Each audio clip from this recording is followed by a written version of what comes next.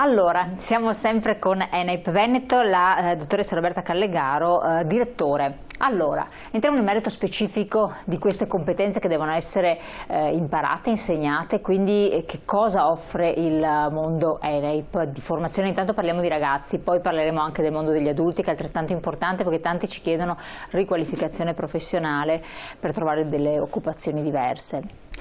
La nostra è un'impresa formativa, è una scuola. È una scuola sostanzialmente, sì. Così che si chiarisce.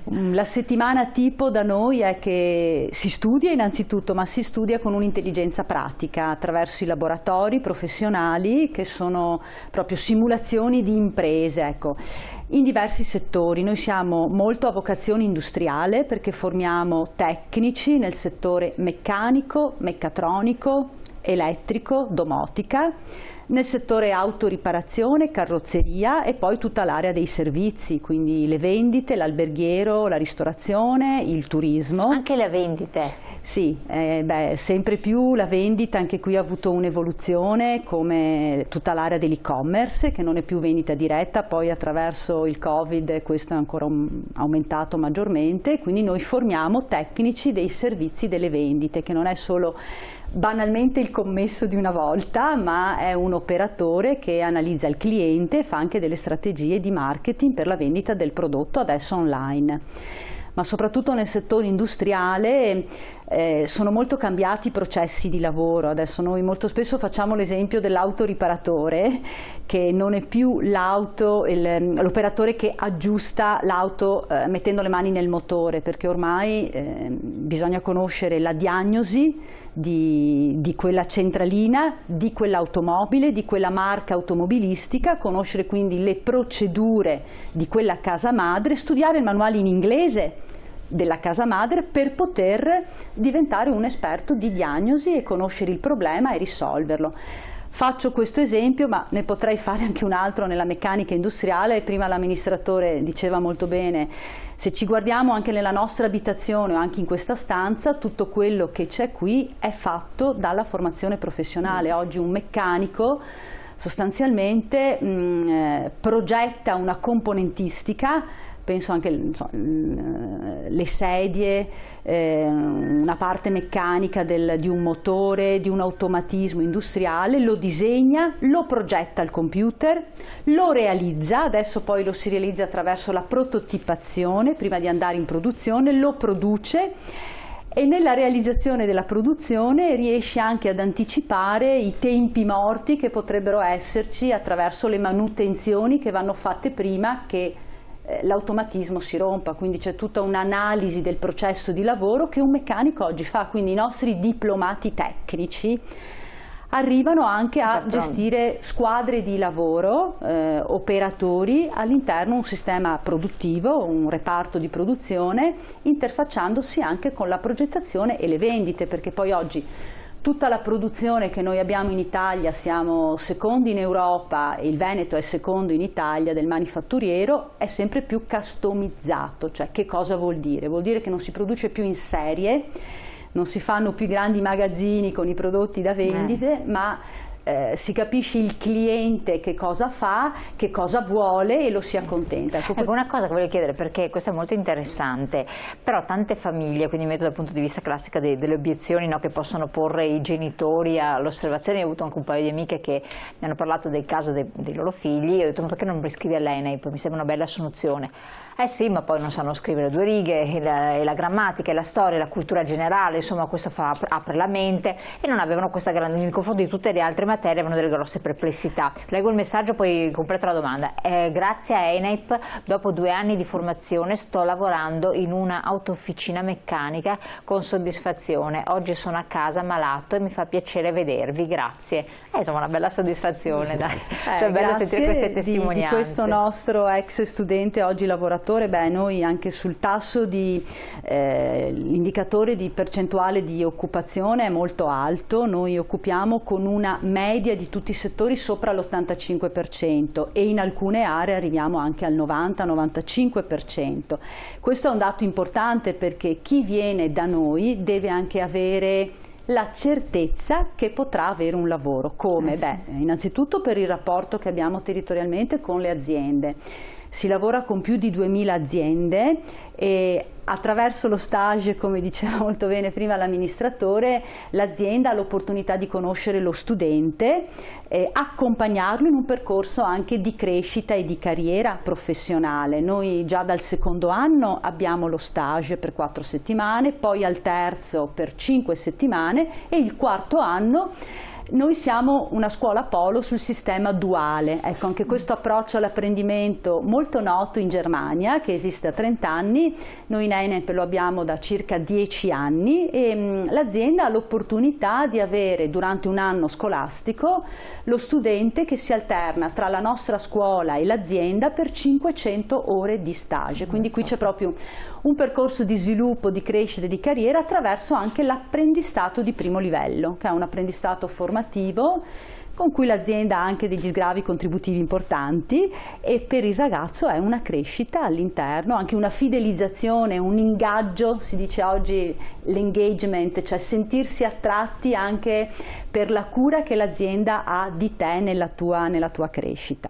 Allora, l'obiezione della formazione della cultura generale, perché poi non si diventa dipendenti di un'azienda, ma dipendenti un po' di tutte le opportunità che offre il mondo, ma bisogna saperlo affrontare con una cultura di base e questo le famiglie più che i ragazzi, perché i ragazzi se ne accorgono quando sono grandi, no? Che dicono ma se avessi studiato un po' di più avrei... Però le famiglie lo vogliono già adesso, proprio chi non ha avuto l'opportunità di farlo ha questa aspettativa.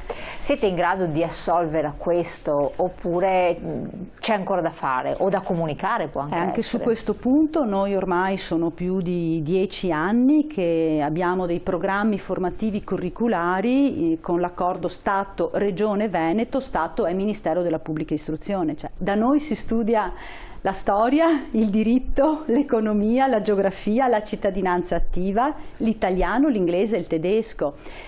Lo si apprende applicandolo anche al lavoro, per cui la lingua inglese, come facevo l'esempio prima, la studi attraverso un manuale di diagnosi di una casa madre, oppure attraverso un manuale per la costruzione di un controllo numerico che poi vai a fare assistenza dove l'hai venduto all'estero, perché poi tutto il manifatturiero per noi è produrre per il 90% sui paesi estero. Il tedesco lo utilizzi attraverso poi l'attività ricettiva, hotellerie, alberghiera e turistica dove vai a prestare servizio. Quindi noi ci occupiamo di cultura, di cittadinanza, di formazione anche della persona attraverso le competenze dell'asse culturale e linguistico.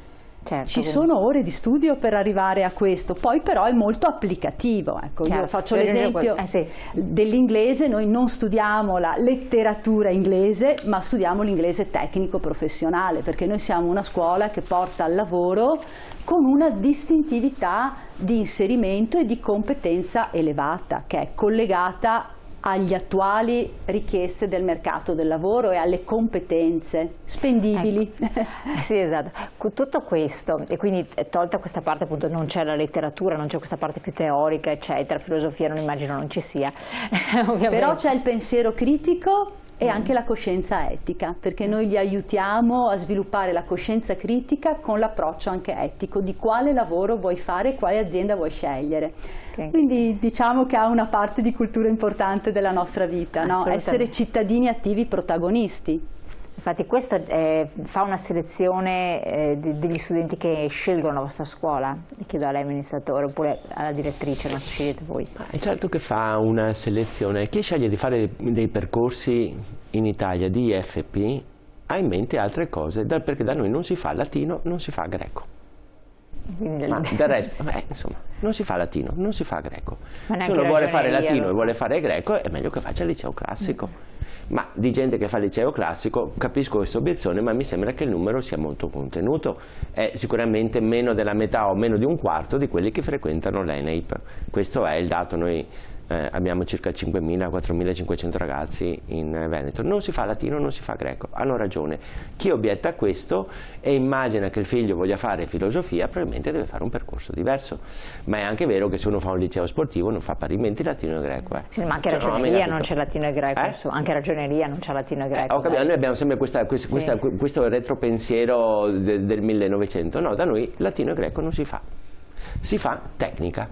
E quindi se un ragazzo vuole e una ragazza fare un percorso di ambito tecnico, fa l'ENEP. Se vuole fare un percorso col greco, fa il liceo classico. Ecco, ma la scelta è fatta più quello voglio capire, più dai ragazzi o dalle famiglie? Perché se un ragazzo dice guarda, non farai latino e greco, istintivamente yuppi, si iscrive a bomba. Allora chi fa la scelta? Famiglie, noi facciamo tutta una serie di customer. Adesso vi dico le cose più sconvolgenti. Allora, le ragazze sanno sempre cosa vogliono fare nella vita, molto più dei ragazzi. Le ragazze sono più mature prima dei ragazzi. Questo è un dato e non occorre anche questo. Oggi chi sceglie molto sono i nonni, perché la mamma e il papà lavorano e tante volte i figli sono lasciati anche ai nonni. Questo è un dato. Il nostro paese utilizza poco e vi invito a farlo, al di là di scegliere ENEP o liceo classico, fate quello che volete. C'è un servizio che funziona benissimo. Qui Roberta segue anche il centro di Padova, ma segue anche tutti i percorsi di verticalizzazione per l'ENEP, ma ci sono i percorsi di orientamento. Ci sono persone che con altissima professionalità siedono la ragazza, siedono il ragazzo, fanno uscire la mamma e il papà che non c'entrano niente e in un percorso, una serie di colloqui, cercano di capire quali sono le motivazioni per scegliere una scuola o un'altra. Perché oggi le famiglie rispetto alle scelte sono in difficoltà. Se uno vuole scegliere un liceo, non sa più cosa scegliere, ce ne sono 25, ormai è diventato un gioco di marketing dare nomi diversi ai licei, piuttosto, non capiamo più niente, ok? Ma c'è chi sa interpretare, chi sa leggere a partire dalle esigenze del ragazzo, quindi è il periodo della scelta per molti, adesso comincia perché siamo in anticipo, ma novembre e dicembre, perdete un'ora, telefonate, andate su internet, trovate l'ENEP, www.enep, trovate l'ENEP del Veneto immediatamente, telefonate, prendete appuntamento, c'è l'orientatore che in maniera gratuita mi incontra e fa un percorso con questi ragazzi. Queste cose qui, adesso abbiamo una pubblicità, la butterò come domanda, proprio perché come ha detto lei, sono i nonni che a volte sobillano certe scelte, i nonni che ci seguono tantissimo, quindi però hanno un ruolo molto importante, o i genitori stessi. Certe informazioni andrebbero anche veicolate proprio alla famiglia, nonni, zii, quello che è, che poi possono in qualche modo supportare il figlio o portarlo verso un certo tipo di scelta per evitare poi delusioni. Domandona, rispondo dopo la pubblicità, che così intanto lasciamo anche i nostri telespettatori in sospeso. A tra poco.